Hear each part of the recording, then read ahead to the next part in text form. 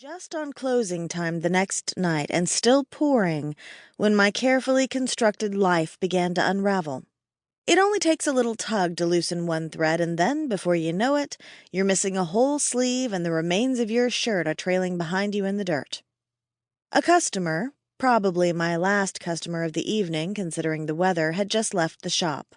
Caught by the wind, the door slammed shut behind him, shaking the glass panes in their panels. The bell above the door jingled a complaint at the rough treatment. The cold wind took the opportunity to fling itself around the front of the store, whooshing past the books piled on the sale table, across the biography shelves and the thrillers and crime novels that faced the door. It ruffled Syl's fur where she lay curled on a faded pink cushion, in pride of place on the battered counter beside the clunky old cash register. She flicked one ear in disapproval and yawned widely, showing her pink tongue and needle-sharp teeth.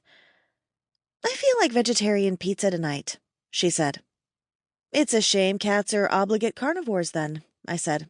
"If you took your human form now and then, you could eat all the vegetarian food your little feline heart craved."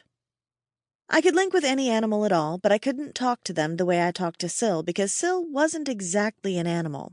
My friend was a werecat, who'd shifted into cat form when we'd left the city 3 months ago, and had refused to budge out of it ever since, despite my pleas. She'd been a cat so long and so determinedly that no one in Berkeley's Bay had seen her human form. Not even the other shifters in town realized she was more than a cat. No one did, except maybe Alberto.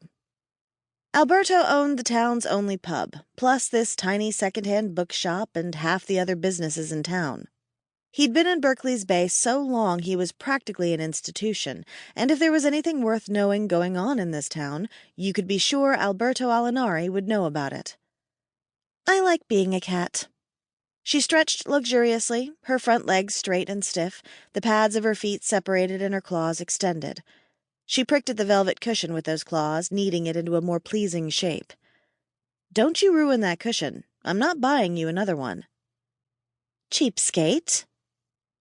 I checked the old clock on the wall above historical fiction. Its elaborate filigree hands showed 5 minutes past 6. Alberto was a little late tonight. He usually popped over once it got dark to see how the bookshop was doing. That was why I stayed open after the other shops in our little row closed. Syl and I rented the apartment above the shop. It was dirt cheap and the commute to work was easy, so I didn't mind staying open later.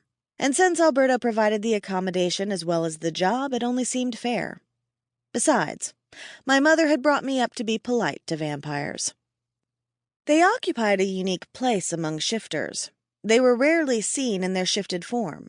Maybe being a bat wasn't much fun, or perhaps the fact that they had to spend the daylight hours asleep made them reluctant to give up any of their human nightlife to flying around hunting insects.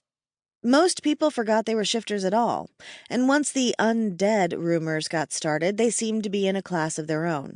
But I'd seen Alberto breathing. I figured the undead thing was just something they cultivated to add to their mystique. I knelt on the worn carpet in front of the romance section.